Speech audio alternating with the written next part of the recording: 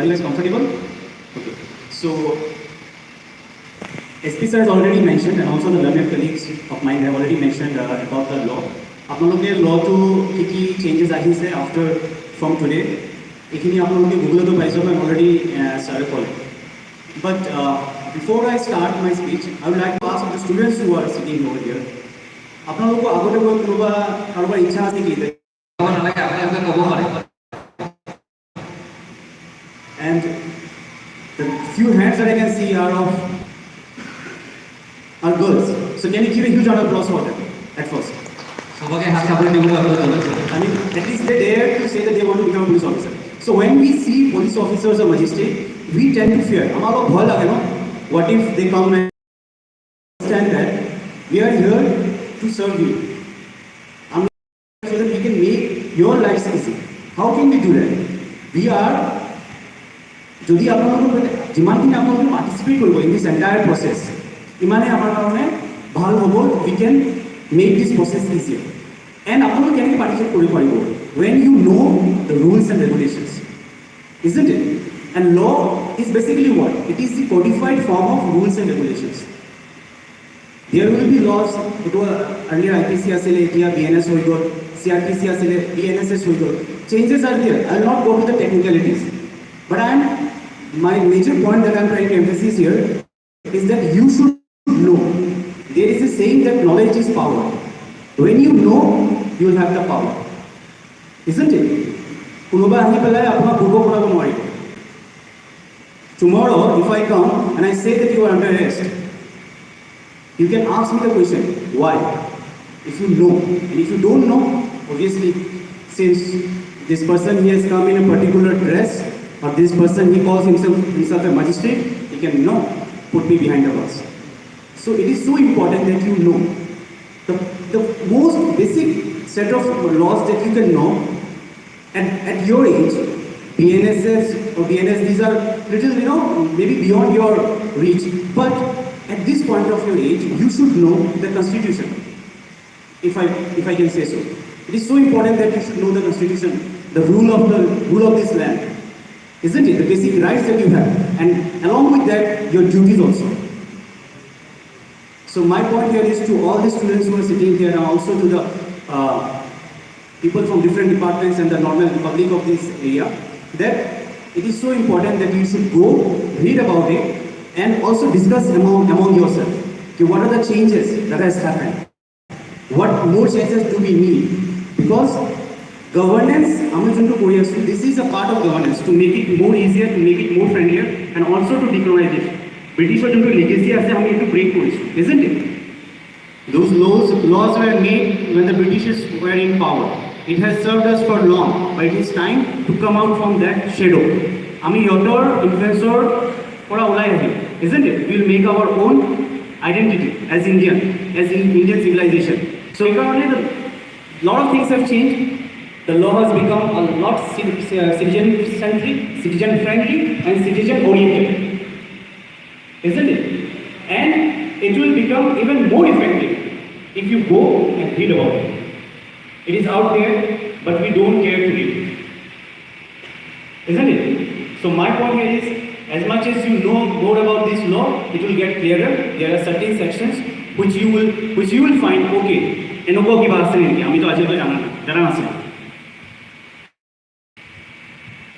so if like I can see very few hands who wants to become police officers or magistrates, but if you become a part of our fraternity, I can tell you that you should be more interested about these laws, because amar joto kaam ase, it is more or less, it is regulated by these laws only. And also to the normal public, it is important for everyone. I would like to congratulate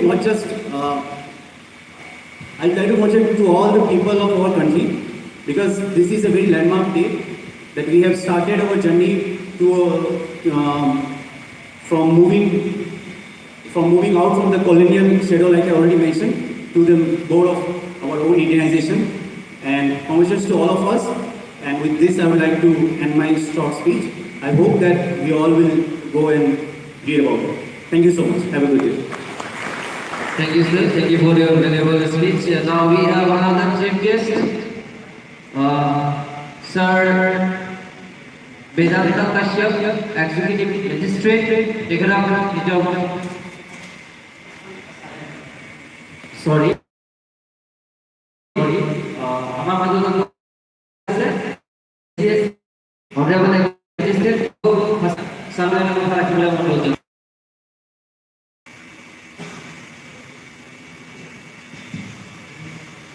Honorable SP Sir, Honorable Additional SP Sir, other guests present here, and every audience present here. Good afternoon, everyone. So, as you all know that today, from today, these three new laws have come into place. So basically, this is a part of the ongoing decolonization process that we are seeing in India. So basically, the things that were produced by British. So we are going away from those things.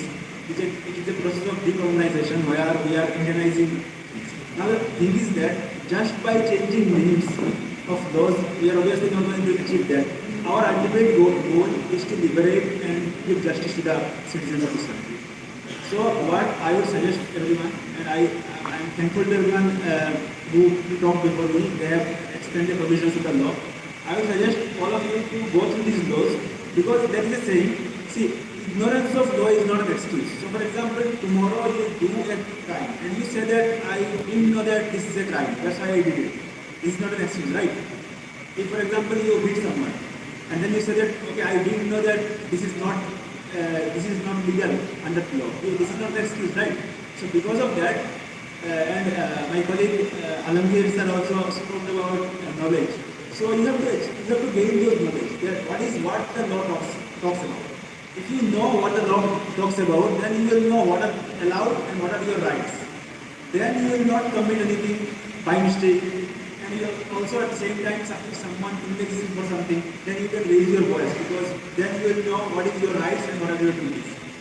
So I will urge everyone to go through these laws, the new laws that have come, and also go through the Constitution of India, which is the holy Bible for this country. Everyone should read it like a religious book and follow it by heart. And thank you everyone for coming. Thank you SP sir for inviting us. Thank you.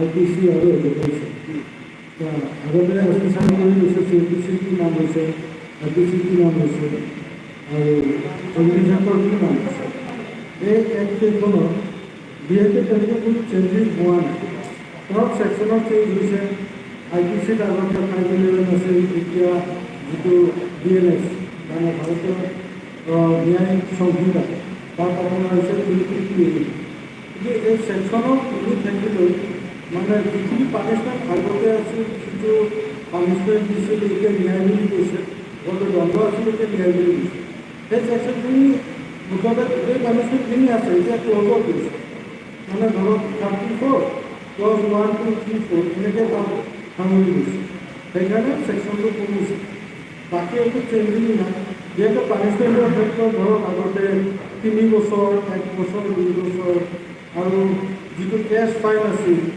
মানে কিমান আছিলে 100 200 500 1000 maximum দি আছে কিন্তু এইটো amendment হৈছিল 1864 তেতিয়া সময়ত মানে সেই মানে যিটো ফাইনটো আছিল ঠিকে আছে তো আজিৰ যুগত সেইটো ফাইন একোৱে নহয় কাৰোবাৰ হেলমেটৰ কাৰণে 500 টকা ফাইন কৰিলে ঠিক গুচি যায় কোনো গাতে নলগায় কিন্তু এতিয়া ফাইনেল লগাইছে এইটো নহয় মানুহজনক এটা শিক্ষা দিব বিচাৰে যে আপুনি যোনে এনে কাৰ্য নকৰক তে যেতিয়া 500 টকা যিহেতু ফাইন কৰিছে 500 টকা একো নালাগে তো গভৰ্ণমেণ্টে সেইটোৱে চিন্তা কৰি বৰ্তমানৰ সময়ত কিমান ফাইন হ'ব লাগে সেইটো এটা হেৰি কৰি এতিয়া ফাইনটো বহুত বঢ়াই দিছে মানে আপ টু 10 লাখলৈকে ফাইন হৈছে য'ত মানে আগতে মানে 100 ভৰিছিল তাত 10 ভৰি কেনেকুৱা আৰু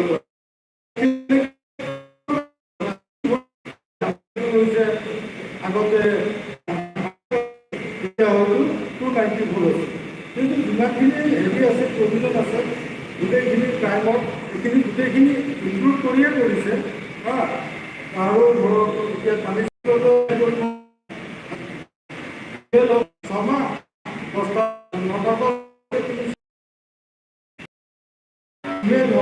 আপুনি এটা দিব পাৰে চাৰাই কৰি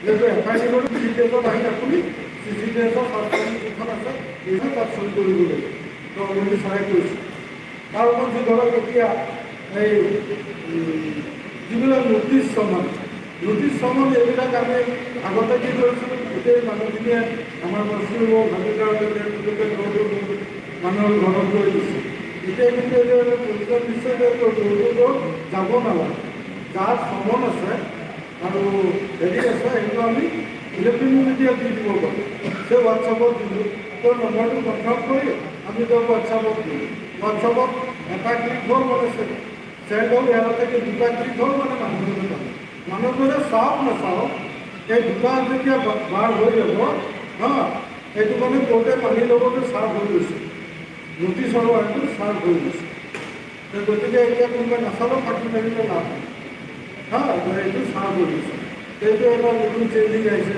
আপোনালোকে হোৱাটছআপত ইমেইলত হেৰি কৰিব পাৰে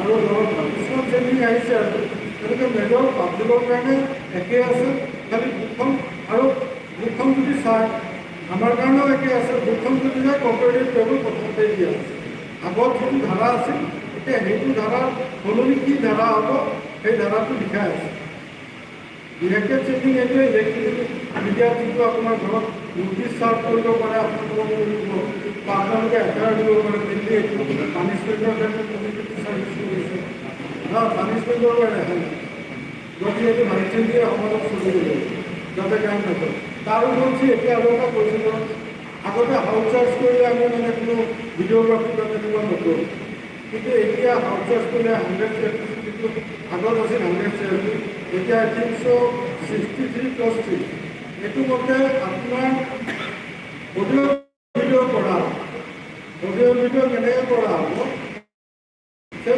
মই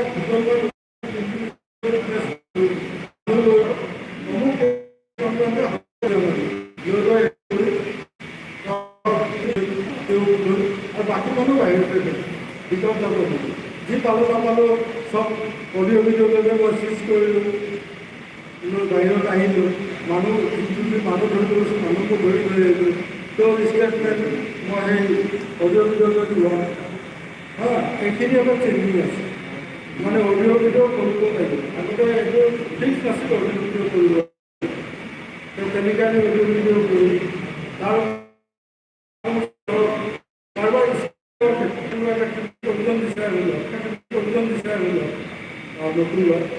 ষ্টেটমেণ্ট লোৱাৰ ক্ষেত্ৰত কি হ'ব আমি যেতিয়া কোনো এটা কোম্পানীৰ ষ্টেটমেণ্ট ল'ব বিচাৰোঁ আৰু তেওঁ মানে কয় যদি যে নাই আপুনি ৰখক উকিল আহিব উকিল অহাৰ পিছত মই ষ্টেটমেণ্ট ল'ম দিম সেইটো প্ৰয়োজন দিছে সেইটো উকিল নকৰিব পাৰে এতিয়া ষ্টেটমেণ্ট লোৱাৰ সময়ত কাৰণ বিজনেছটোতো চবকে ৰাইট দিছে কৰিবৰ কাৰণে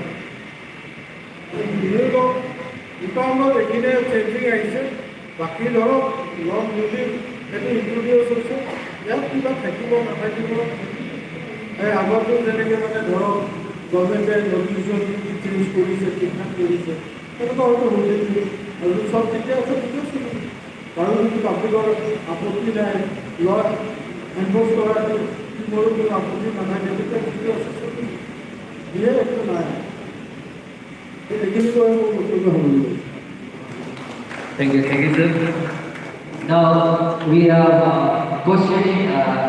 যদিহে কোনোবাই কিবা প্ৰশ্ন সুধিব বিচাৰিছে আজি কভাৰ যিটো টপিক লৈ আমি আলোচনা কৰিলোঁ ছাৰবিলাকে আপোনালোকক ইমান ধুনীয়াকৈ বুজাই দিছে যে এইবিলাক বস্তু কি হয় তেনে তথাপিও যদি আপোনালোকৰ কিবা এটা সুধিবলগীয়া আছে আপোনালোকে সুধিব পাৰে first I would like to request the গাঁওবুঢ়াছ অফ এৰ'নি এৰিয়াছ আপোনালোকক অনুৰোধ জনাইছোঁ যদি কিবা এটা সুধিব পাৰে যদি আপোনালোকে কিবা সুধিব বিচাৰিছে তেন্তে আপোনালোকে সুধিব পাৰে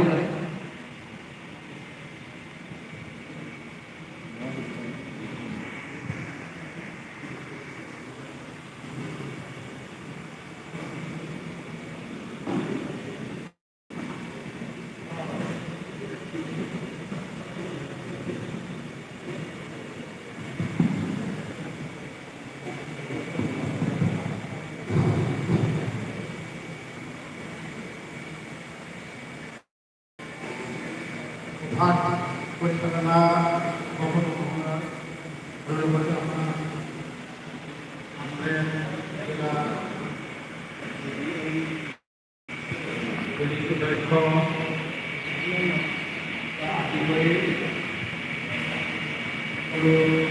উপস্থিত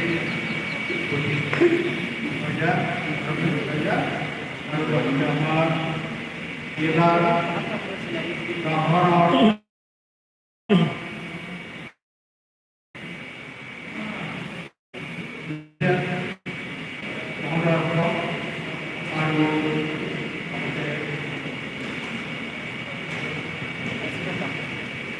বিভিন্ন ভাগ